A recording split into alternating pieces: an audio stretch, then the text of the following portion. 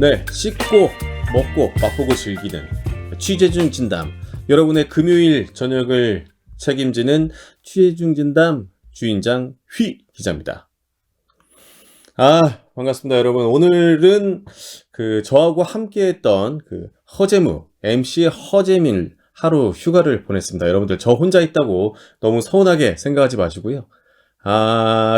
그런 차원에서 특별 게스트를 모셨으니까 진지하고 또 자유롭고 재밌는 방송을 만들어 가도록 할 테니까요. 좋아요, 댓글, 구독, 알림 설정 꼭 부탁드리겠습니다.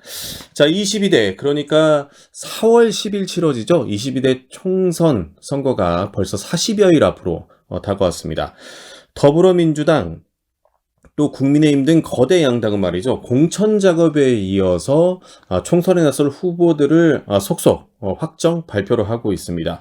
이런 가운데 총선 채비를 본격화하고 있는 제3지대의 움직임도 빨라지고 있는데요.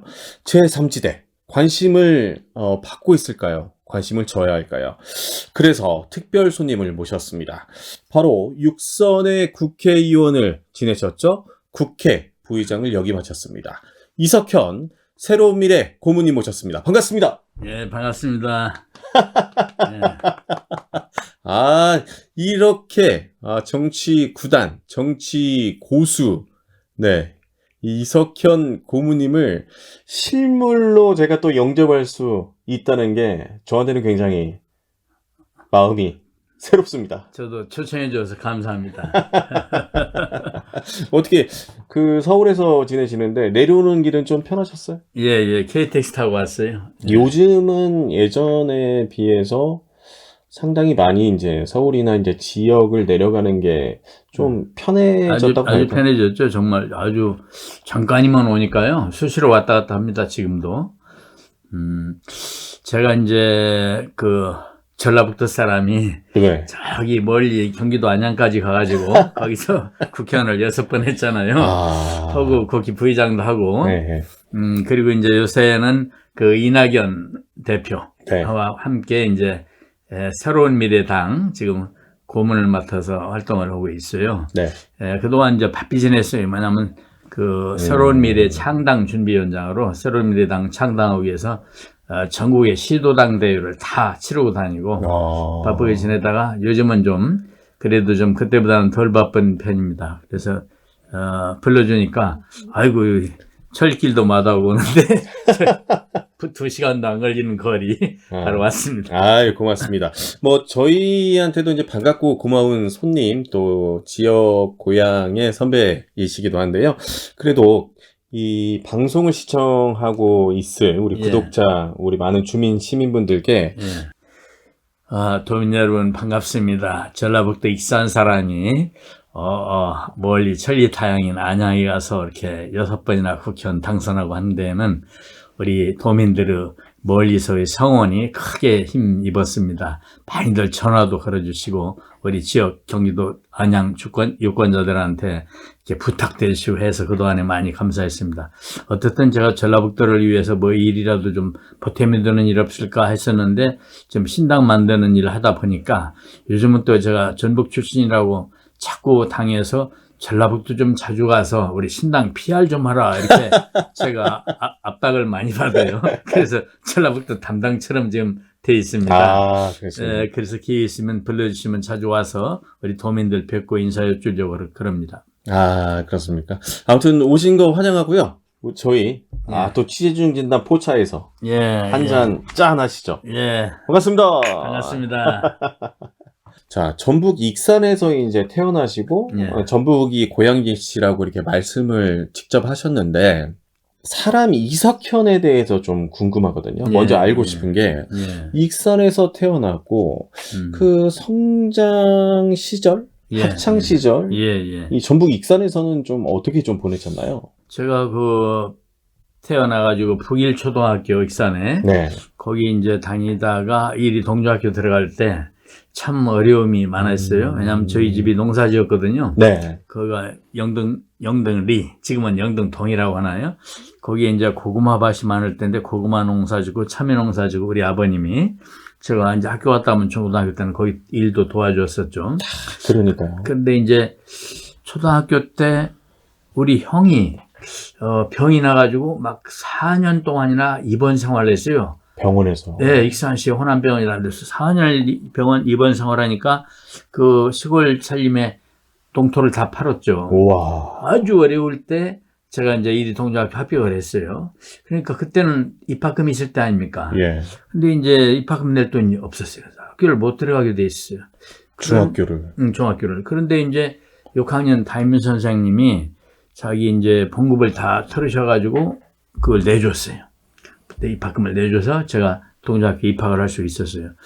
그래서 제가 늘 살면서 선생님 은혜에 보답하는 길이 뭐가 있을까 생각을 늘 하는데 저도 선생님처럼 이렇게 어려운 사람들 위해서 장학금을 주면 좋겠구나 그런 생각을 했었죠. 그런데 이제 뭐 정치만 하다 보니까 돈 벌 기회가 있어야죠. 정치하면 돈 많이 버는 거 아니에요? 정치 아닙니다. 아니요, 정치하면은 아주 어떤 사람 집 팔아먹는데 네. 저는 집은 안 팔고 그냥 생활을 해왔어요. 그런데 이제 어떤 계기가 하나 생겼는데 어떤 계기냐면 8, 9년 전에 저희 아버님이 돌아가셨을 때 그때가 국회 부의장 된 지 얼마 안 됐던 때입니다. 발이 넓어가지고 막 부의금이 들어온 게 1억 300만 원인가 들어왔어요. 그래서 그걸 전액을 제가 장학금으로 내놨어요.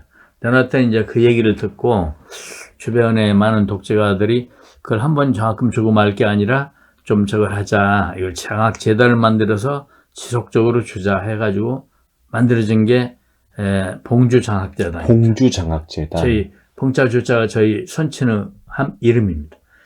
이 봉자 중자 주자. 주자가 그래서 봉주장학재단이라고 만들어져서 교육청에 등록을 했죠. 그래서 지금도 해마다 이제 고등학생들 수십 명한테 장학금을 지급해요. 그때마다 제가 하는 말이 여러분 학생들 나중에 어른 되면은 후배들을 위해서 좀 장학금들 내라.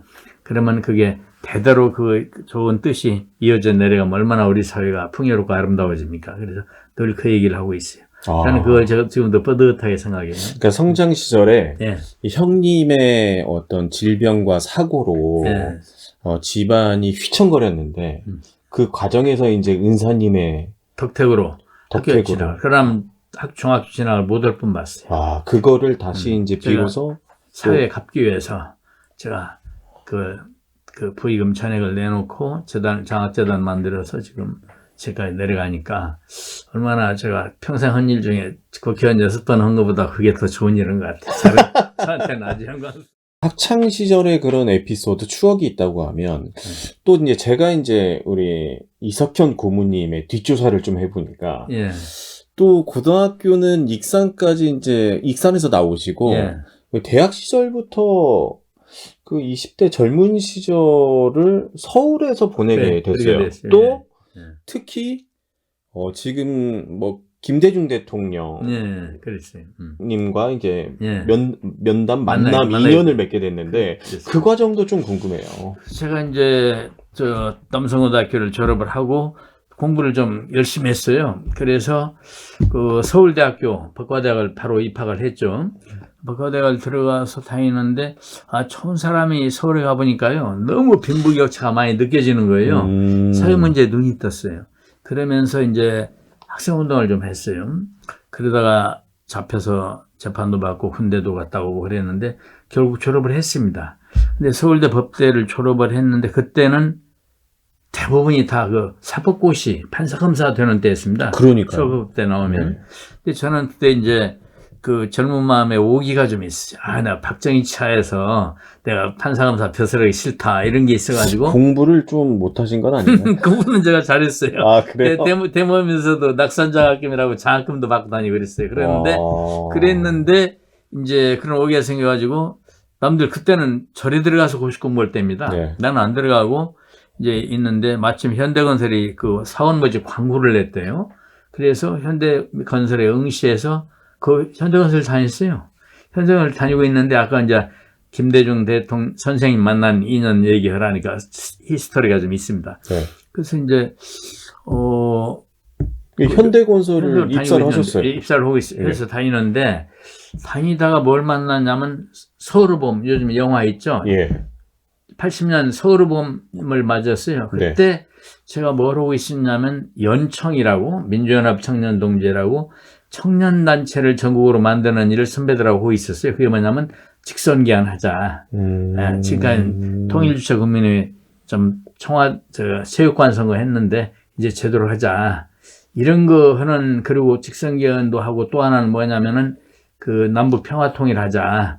그래서 그 당시에 김대중, 민주주의, 제일 중요한 건 민주주의였죠. 그래서 민주주의를 하려고 이제 하자는 운동이 이 연청입니다. 그걸 하다가 5.17이 딱 났네요. 5.17이 딱 나니까 전두환 보고관사가 잡으러 다녀요. 그래서 도망다니다가 제가 7월에 잡혀갖고 아주 그 모진 매를 맞고 고문 받고 눈을 가리고 잡아갔으니까 비 오는 날 이렇게 이 스포츠 머리 하는 사람들이 사복 입고 왔는데 안에다 권총을 쳤더라고.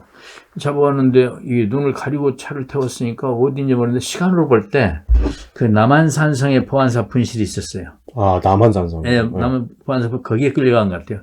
어떤 그런 권유를 치렀는데 그러고 나오니까 나중에 이제 이 민추협이라는 게 만들어질 때, 민추협이 뭐냐면 동유동 상도동이 손잡고 전두환 신군부와 싸우는 그런 거 아니었습니까? 네. 왜냐하면 전두환 씨가 대통령 돼가지고 야당을 다 해산해버렸어요. 그리고 국회의원들을 전부 다 뭐라고 하냐면 정지를 시켰어요. 자격 정지를 시켰어요. 그래서 정치가 없는데 김대중 선생과 김영삼 선생이 서로 대통령 되려고 하는 분 아니었습니까?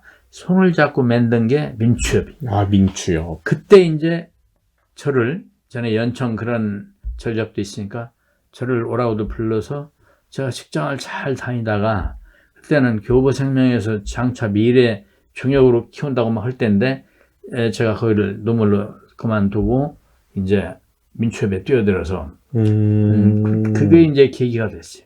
그래서 민추협을 하고 있는데 김대중 선생이 사형선고 받고 미국에 망명했었지 않습니까? 예. 미국에서 망명했다가 들어오신 것이 민추협 만든 다음에요. 들어오셔가지고 젊은 비서를 찾았어요. 그때는 다 권노갑, 김옥도, 한화갑 연세 있는 선배님들이었어요. 근데 30대 비서를 찾은 게 접니다. 아, 그때 당시에 30대 비서를. 30대. 예. 그래서 이제 사람들이 저를 추천했던가 봐. 이석현이라고 하나 있다. 그래서 어느 날 김대중 선생이 저보고 밥을 먹자고 연락이 왔어요. 나는 이제 청년들 아마 몇십 명을 이렇게 하나보다라고 생각하고 갔는데 사람들이 없어요. 그래서 이게 웬일인가 했더니 저 한 사람을 초청한 거예요. 밥 먹자고. 네. 둘이 점심을 먹었습니다. 그런데 이제 김대중 선생이요. 저는 연설할 때만 봐갖고 막 아주 그놈하고 막 아주 좀 어떻게 봤냐면 단호하게 이렇게 봤거든요. 네. 근데 아버지처럼 자상해요. 굴비도 이렇게 뜯어서 밥에다 얹어주고 이것도 먹으라고 저도 이렇게 따숩고 자상하대. 네. 실제로 제가 둘째 아들 홍업 씨하고 동갑이에요. 그더니 이제 숙제를 냈어요. 내가 뭘 해야 되겠는지 지금 정치 상황에서 다 탄압이고 막혀 있는데 가서 좀 이리저리 알아봐가지고 레포트를 좀 써달라 이래요. 그래서 제가 일주일간 해서 레포트를 써서 장문으로 레포트를 제출했는데 그게 시험이었던 것 같아요. 그 다음날 연락이 왔는데 내 비서를 해달라 이랬어요. 아, 비서 자격 시험을. 아마 그랬던 것 같아요. 그래서 제가 이제 그때 이제 30대 비서로 들어갔던 겁니다. 그게 김대중 선생 만난, 그때는 선생이라고 불릴 때요. 예. 예, 완전히 막 탄압받던 때. 그때 이제 비서를 해서 동교동으로 출퇴근하고, 그때는 도청 다 미행. 할 때면 내놓고 할 때입니다. 그런 시절을 이렇게 살았죠. 그러다가. 그러면 김대중 대통령, 그래, 김대중 선생의 비서를 하시다가 생각도 없이 이제 정치를 하시게 된 거네요. 그 정치를 하게 됐어요. 네. 그래서 정치를 하는데 이제 안양으로 간 이유가 익산서 고향에서 오고 싶은데 그런 사정이 있어서 선배님 알겠습니다. 할 수 없죠. 총선을 25일 남겨놓고 안양에 들어가서 선거운동을 했습니다. 당연히 낙선이었겠네요. 낙선이죠. 낙선인데 김대중 총재님이 이놈이 그냥 서류나 들고 비사나 하는 정도 알았더니 이게 현장 능력도 있다 인정을 받았어요. 그래가지고 매월 그 어른은 주머니 돈을 100만 원씩 저한테 장학금 주듯이 후원을 해줬어요. 아, 활동하라고요. 예, 지역 활동 갖고 라. 그래서 그 돈으로 제가 그 안양에 4년간 사무실도 얻고 월세도 주고 현수막을 그냥 보름마다 바꾸다 하면서 선거운동을 해서 92년 선거 때 제가 압승을 했습니다. 와. 그리고 그 뒤로 거기서 6번을 국회의원을 내리 당선하고 국회 부의장도 하고 네. 제가 그런 참 안양이 제2의 고향이 되다시피 이렇게 했었습니다. 네. 그 이석현 그 새로미래 고모님의 성장, 또 정치 입문, 또 30여 년간의 육성 국회 의정 활동을 더 들어야 되는데 시간 관계상 이렇게밖에 못 들어서 아쉽습니다만 그 성장, 정치 입문기, 또 화려했던 정치 활동기까지 이제 이야기를 했는데 30년 동안 고모님 30년 예. 동안 이제 정치를 30년 안팎으로 이제 정치를 하셨는데 참 그 정치 한국 정치를 좀 진단을 좀 하고 싶어요. 예. 우리 또 정치 선배로서 현재 우리 정치가 칭찬받아 좀 마땅할까요? 아유, 칭찬이 어디 있어요? 지금 다 욕하죠. 지금 왜냐면 지금 이 거대 양당이 너무 극단적인 투쟁만 하고 싸움만 하고 싸움을 위한 싸움을 했지 국민 어려운 민생을 돌보지 않았어요. 지금요 가계부채에 시달리는 사람들이 지금 480만 명입니다. 그 가계부채에 시달리는 사람들이 엄청 많은데 그분들이 얼마나 어렵냐면 어떤 사람들은 그 중에 자기가 한 달 버는 수입의 60%를 은행 이자로 갖다 내야 되는 사람이 약 400만 명이에요. 네. 이렇게 어려워요. 그러니까 가계부채 총액은 지금 1800조 무려 이렇게 된다고 하지 않습니까? 이렇게 힘이 드는 상황입니다. 물가는 올라가죠. 공공요금 다 올라가죠. 살기가 이렇게 어려운데 돌보질 않고 여야가 그냥 서로 비난만 하고 싸움만 하고 하는 일이 방탄. 이재명 민주당은 그 이재명 사법 리스크를 위해서 방탄. 저쪽에 윤석열 대통령 쪽은 김건희 보호하기원이라고 방탄. 연일하는 일이 그것인데 국민들이 어떻게 그거를 좋다고 했어요. 다 비난하죠. 근데 정치의 중심은 대통령실, 이제 전 대통령 임기 때는 청와대라고 했고, 지금 용산이라고 하는데, 정치의 중심은 대통령실이 될 수도 있지만, 저희들이 이제 볼 때는 국회가 좀 중심이지 않습니까? 그렇죠. 예. 앞서 이제 잠깐 언급은 하셨는데, 예. 국회가 우리 유권자 국민에게 불신을 받고 있는 예. 대표적인 이유가 예. 뭐라고 보세요? 그 국민의 입장에서 생각을 안 하고 사리사욕 가지고 하고 있고 이번 공천 파동 보세요. 어떻게 공천합니까? 지금 윤석열 국민의힘 보면은 용각산 공천이야. 소리가 안 나. 왜냐하면 국회의원들끼리 돌려막기를 해버려.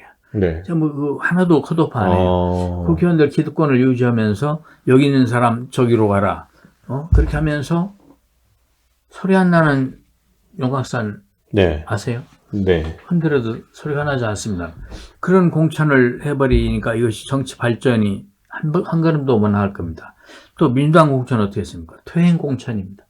완전히 그 방탄 공천을 하기 위해서 친명, 비명을 쫙 갈라가지고 옛날 문재인 대통령 가까웠던 사람들을 잘라내거나 어려운 데 시키고 또 오직 이재명 위해서 줄 섰던 사람들만 좋은 데 시키고 단수 공천 주고 이런 공천을 하니까 이것이 그야말로 이 역사 퇴행, 전두환 시대로 돌아가는 겁니다. 이런 공천들을 하고 있으니 이 국민들이 이걸 볼 때 국회를 바로 보겠냐고요. 뭐라고 보겠어요. 그리고 국민들까지도 갈라놔 버렸어요. 하도 극단적인 싸움들을 하다 보니까 현수막 안 봤어요? 요새는 현수막 개인 네. 이름으로 못 가는데 맨날 보면은 그 입에 못 담을 험담들을 여야가 조롱을 막 현수막으로 만들어 걸었지 않습니까? 수도권은 더 했어요. 그렇게 하는데 국민들이 이 정치에 대해서 욕을 안 할 수가 있겠어요. 국회에 대한 불신도. 근데 정치를 오랫동안 하셨잖아요. 예. 그전에도 이제 양당의 대립과 갈등이 예. 있었던 건 사실이었고요. 그랬죠. 그런데 이 거대 양당 구조가 이렇게까지 이제 극한 대립을 하게 된 이유가 있을까요? 그게 바로 이재명 대표의 사법 리스크입니다. 저는 이재명 대표가 전에 인천 보궐선거 나오고 당대표 나올 때 말렸습니다. 제가 민주당 고문 아니었습니까? 예. 그건 개인적으로는 어떤 점이 있나 몰라도 당을 위해서는 어떤 그런 문제 있으면 민생을 위해서 제대로 싸울 수가 있겠냐. 매번 그걸 가지고 막아야 될 테니. 근데 안 하시는 게 좋다 했는데 고민하겠습니다 하더니 나오더라고요. 근데 이렇게 되니까 오직 그걸 막기 위해서 모든 국회의원들이 180명에 가까운 국회의원들을 뽑아줄 때는 나라 위해서 일 좀 하라고 뽑아준 거 아니에요. 하는 이 일이 민생보다는 그거 막는 일로만 항상 앞장을 서서 일을 하다 보니까 더욱 이게 여야 관계가 치열하게 대결이 됐어요. 그전과 상황이 달라진 거예요. 그전에는요, 제가 국회의원 하던 시절에는 대결할 건 대결해도 토론해서 합의할 건 합의하고 또 여야 의원들 간에 밥도 먹었어요. 지금은 밥도 안 먹어요. 왼수가 돼 있더라고. 정치는 그렇게 하면 안 됩니다. 정치는 투쟁이라기보다는 절충과 조화의 예술이 돼야 됩니다. 아, 절충과 조화. 그래서 어떤 것이 최고의 이 해답인가 찾아서 그걸 국민을 위한 길을 찾아서 그걸 해야 되는데 그게 없어서 전쟁이잖아요. 지금.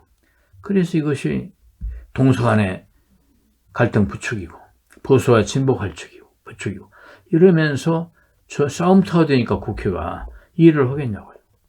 그런 것 때문에 아니 또 뭐 그런 뭐 정치적 상황을 뭐 진단하셨는데 그 총선이나 뭐 대선이나 뭐 큰 선거 때마다 제3지대, 예. 신당, 창당 예. 이런 것들이 계속 줄곧 이어져 왔지 않습니까? 그렇죠. 그런데 반짝 예. 뭐 이렇게 빛을 보다가 예. 또 이게 뭐 아무 소리 소문 없이 사라지기도 하고 이 사회적으로 이 제3지대라든가 뭐 다당제, 새로운 역할론 이런 부분이 사회적으로 영향을 이렇게 장기적으로 미치지 못하는 원인이 있을까요?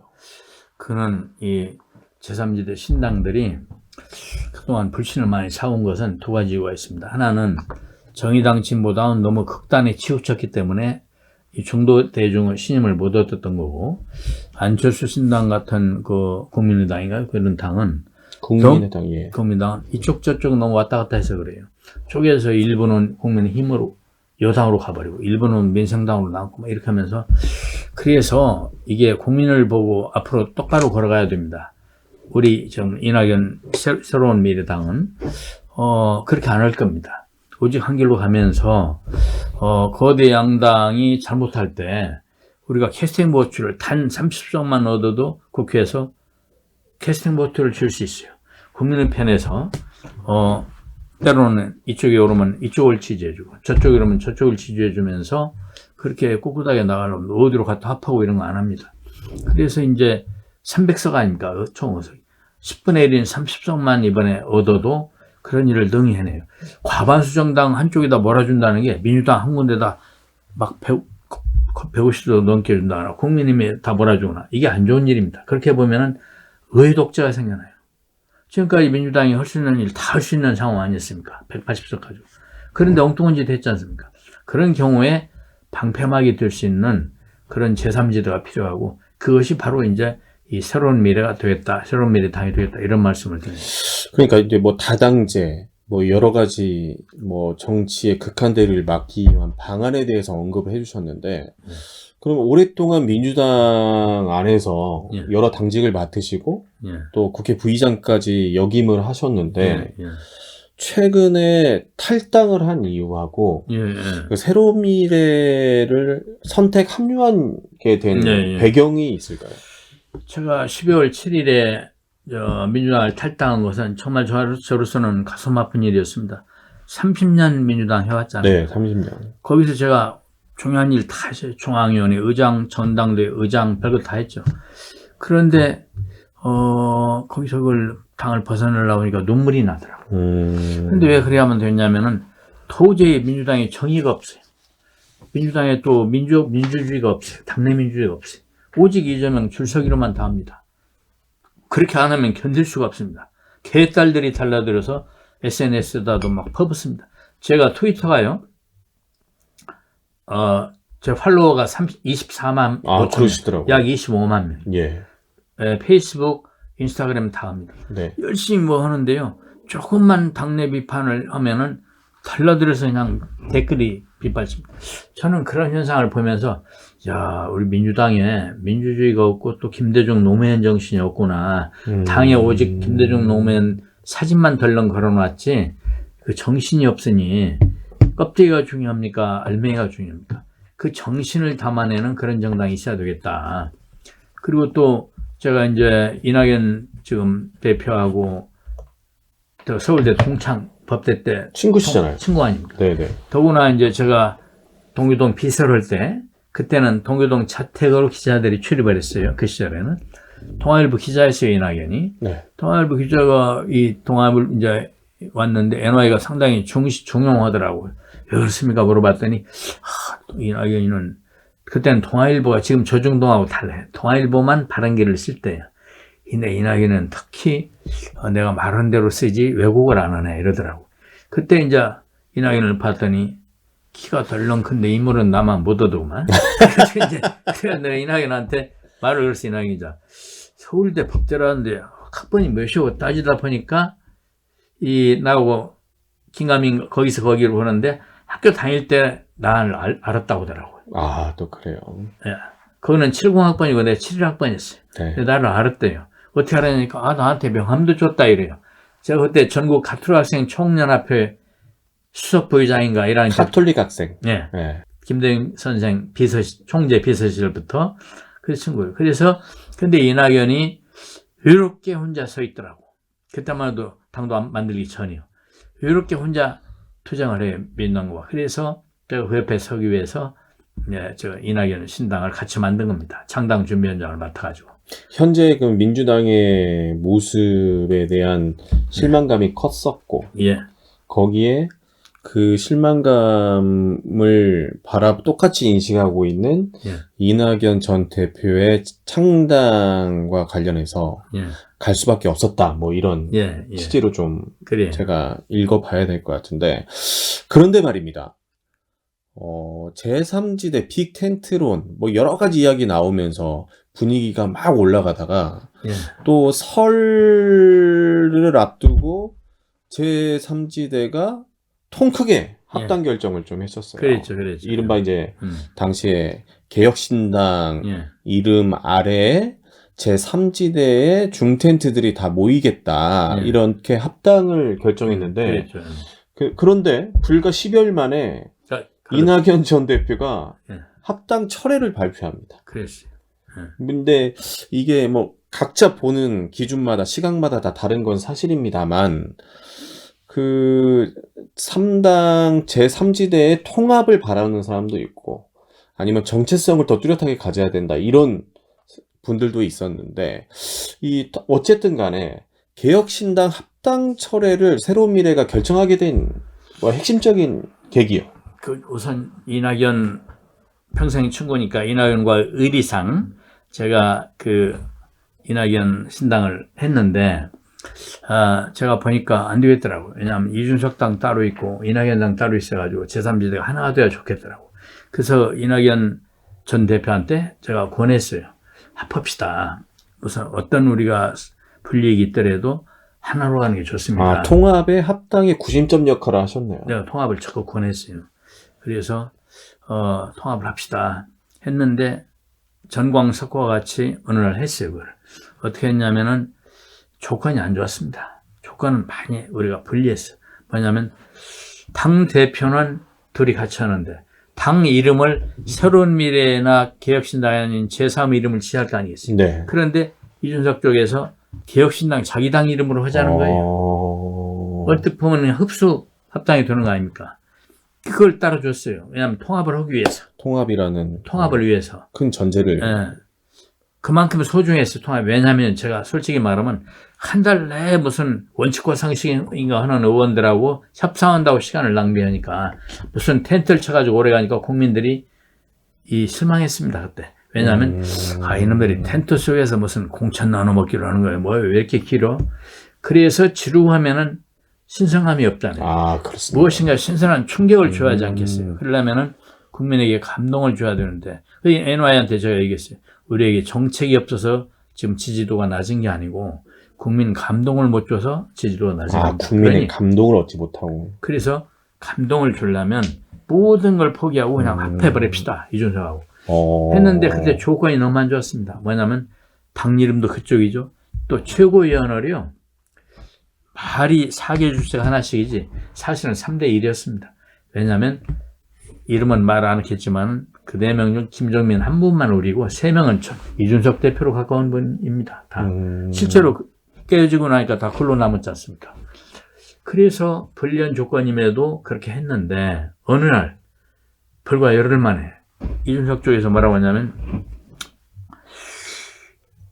선거 지휘권을 그쪽이 갖겠다는 거예요. 한참 그게 좀 시끄러웠죠. 네.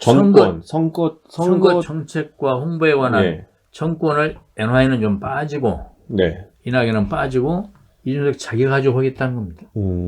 실은 합당할 때 합의 조건은 뭐였냐면은 당 이름을 저쪽으로 하는 대신에 총선 총괄 지휘권은 총괄 선대위원장은 이낙연이다 이렇게 했거든요. 그런데 거꾸로 아예 배제를 하고 혼자 하겠다는 거예요. 그래서 도저히 할 수 없는 상황인데 그 뒤에도 또 여러 속상한 일들이 있었어요. 그러면서 그런 일들을 과정에서 도저히 같이 안 되겠다.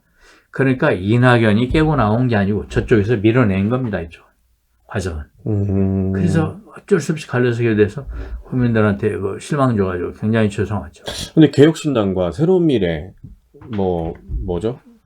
여러 가지 이제 정치 세력들이 합당을 했다가 이게 다시 쪼개지면서 말씀하신 대로 국민적인 관심과 또 관심도 좀 낮아지고 실망감이 커진 상황인데 그렇게 상황이 전개되면서 제3지대의 필요성이라든가 다당제에 대해서 찬성하거나 관심이 있던 분들도 이 뒤돌아서는 거 아니냐. 결국에 제3지대라는 이런 총선 전략이 제대로 성과를 내지 못할 수도 있겠다. 이런 위기론도 사실 있는데 현재 상황은 좀 어떻게 보세요? 그렇습니다. 그런 걱정들이 있어요. 근데 다당제는 육성돼야 되고요. 지금 미국이나 우리 한국을 봐도 국민들이 쫙 갈라지잖아요. 양당제가 되니까.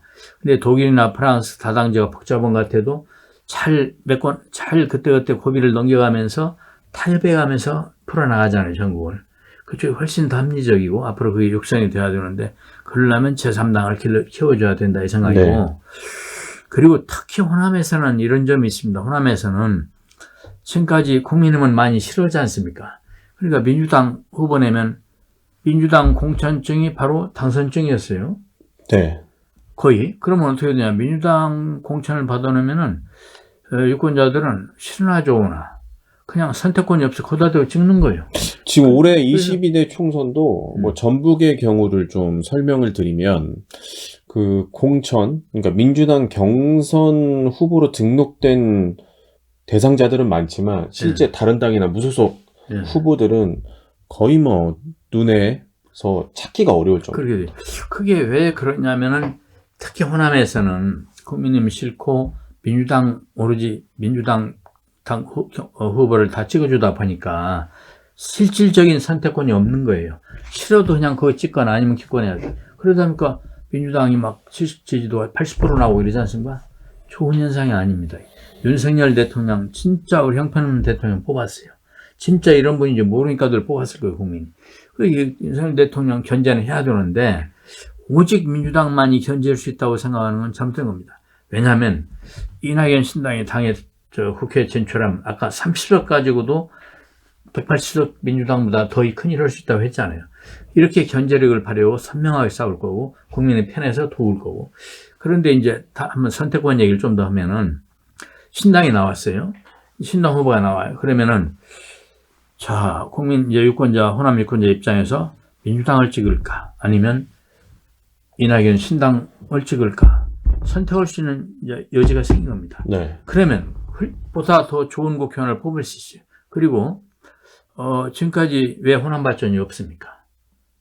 호남 의원들이 역량이 충분하지 못했던 겁니다. 그저 당대표 앞에 공천장이 당선증이니까 오직 당대표의 눈도장 찍기가 바쁘지 평소에 지역에서 뭘 합니까?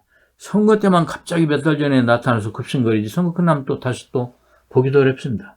이런 의원들 실태를 보거든요. 또 제가 좀 죄송한 말씀이지만 여기 오니까 어디 지역의 국회의원이 누군지 알지 우리 전라북도 의원들 서울서 이름도 잘 모릅니다. 일반 정치권에서. 그 정도로 존재감이 미미합니다. 실례되는 말이지만은 그만치 영향이 없죠. 그러니까 금년도 예산도 전국에 도가 17개 시도가 있나요? 오직 다른 데는 다 예산이 작년보다 증액되는 네. 전라북도만 예산이 감액됐어요. 왜 그렇습니까? 의원들이 역량이 부족하기 때문에. 왜 그런 사람을 뽑았습니까? 오직 후보가 민주당 후보밖에 없으니까 뽑아야 되니까 아무나 뽑으니까 가서 당대표 앞에 줄 쓴 사람이 공천 받아오면 찍었던 거예요. 근데 이제는 신당이 생겼어요. 이제 놓고 좋은 사람을 고를 수 있는 선택의 여지가 생겨서 호남에서는 신당의 존재가 굉장히 필요한 겁니다. 어떤 사람이 유능할지, 어떤 사람이 잘할지 한번 시켜놓고 비교해 보자 이 말씀입니다. 20대 총선에서 국민의 당의 바람이 이 호남, 전북, 전남, 광주에 좀 세게 불었습니다. 예. 그래서 국민의 당 의석수가 상당히 많았었던 거고요.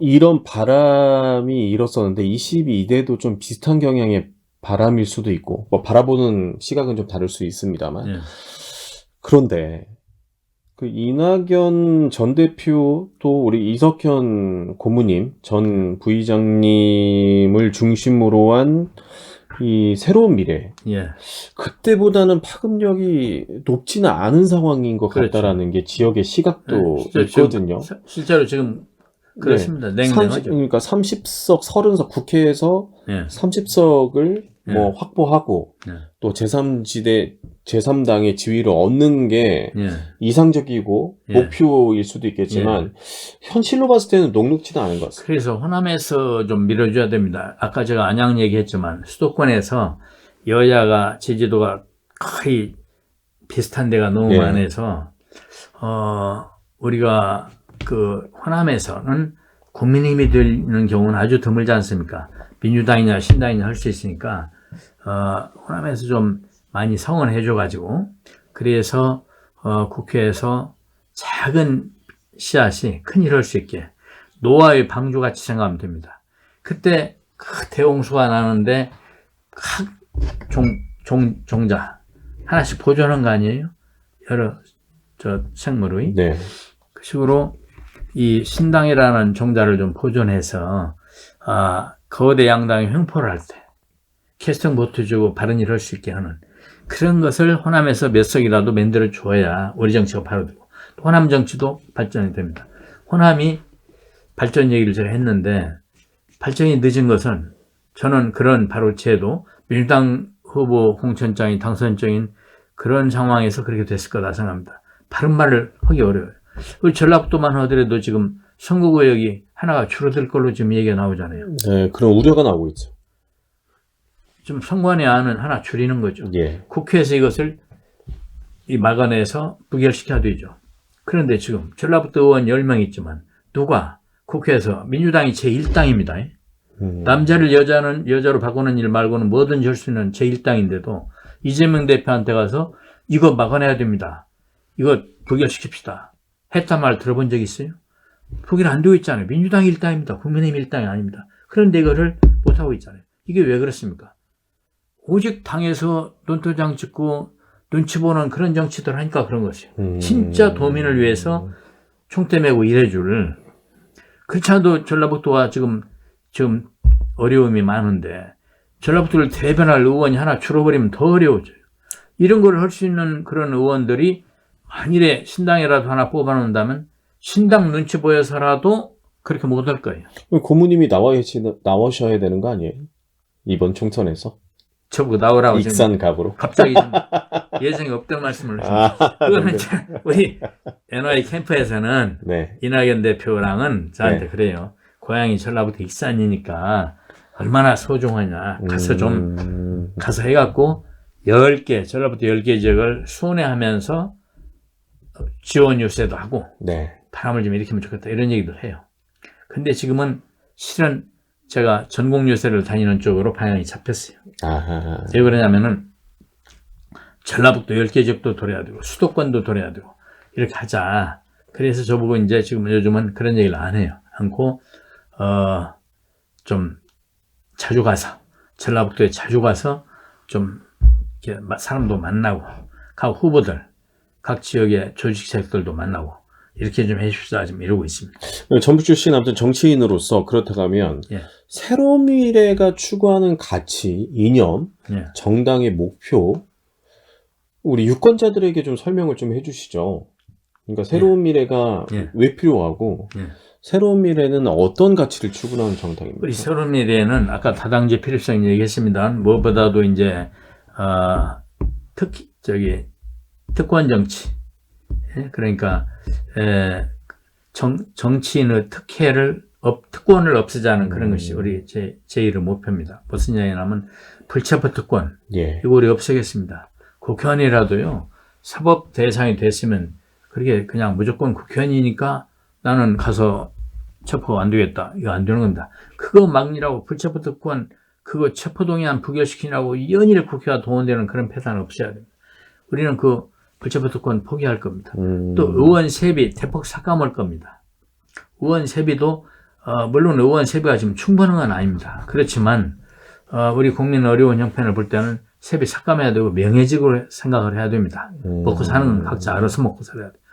그렇게 하고 또 우리는 또 그 법치, 성역 없는 법치 그걸 또 우리 목표로 삼습니다. 말하자면 어떤 사람은 법 앞에 평등인 아닌 사람들이 우리의 여야 간에 많아요 지금. 예. 그런 거 없애야 돼요. 법 앞에 모든 국민이 평등해야 돼요. 그렇게 해야 돼요.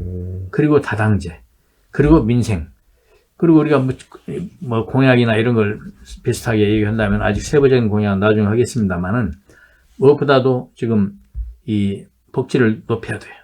그런 복지를 갖다가 이제 말하자면 우리가 이름을 따로 붙이진 않았는데 이 어려운 사람들을 돕기 위해서 지금 부자 감세, 무슨 대법인에 대해서 대형 법인들에 대해서 무슨 법인세 감세 이런 거 정말 안 맞는 얘기입니다. 서민 입장을 생각해 보면 우리는 우선 뭐냐면 청년들 요즘 아침 굶는 사람이 무려 40%라는 깜짝 놀랐어요. 중고등학생들이 아침 굶는 사람이 통계가 40%로 나옵니다. 얼마나 성장기에 곤란합니다. 우리가 샌드위치 아침에 샌드위치 김밥 그런 거라도 제공을 무료로 하겠다. 또 노인들에 대해서도 어르신들이 지금 병원 가려면은 20%는 자기 부담 아닙니까? 예. 그 10% 부담으로 낮추겠다. 이런 걸 다 우리가 세밀한 정책을 세워놓고 있습니다. 이렇게 이석현 저희 새로운 미래 고모님 전 국회 부의장님과 이야기를 좀 나눠봤는데요. 마지막으로 새로운 미래 제3지대의 필요성을 계속 강조하셨잖아요. 우리 이석현 전 부의장님 또 새로운 미래 고모님 유권자 또 저희 전북도민 구독자분들께 뭐 홍보하는 시간 좀 드릴게요. 도민 여러분, 호남이 온통 민주당만 뽑아줘서는 안 됩니다. 노아의 방주에 생명의 씨앗을 하나씩을 보존했듯이 이렇게 이 거대 양당이 국민을 외면하고 자기들의 이익을 위해서 딴 길로 갈 때 바른 말을 할 수 있고 캐스팅 보트를 쥐고 정치를 바로 이끌어갈 수 있도록 도민을 대변할 수 있는 세력도 한두 명은 뽑아줘야 됩니다. 우리 전라북도 10석 중에 단 2명이라도 꼭 좀 이낙연 신당, 새로운 미래당, 줄여서 새미래당입니다. 후보들을 뽑아주셔서 이런 양심의 씨앗을 보존해 주면 좋겠습니다. 이렇게 함으로써 민주당도 각성할 것이고 이재명 민주당, 독단에 젖어 있는 이재명 민주당에 대해서 경종을 울리는 의미도 있을 것입니다. 잘 살펴주시기 바랍니다. 네, 금요일 여러분들의 저녁을 책임지고 있죠. KBS 뉴스 전북 유튜브 채널 취재중 진담. 오늘은 이석현 전 국회 부의장님과 함께 22대 총선의 앞으로의 영향, 결과에 대해서 같이 나눠봤습니다.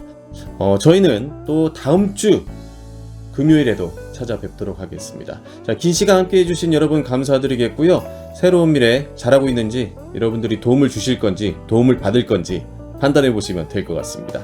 자, 오늘 고생하셨습니다. 다음에 또 뵐게요. 난 취했는지도 몰라.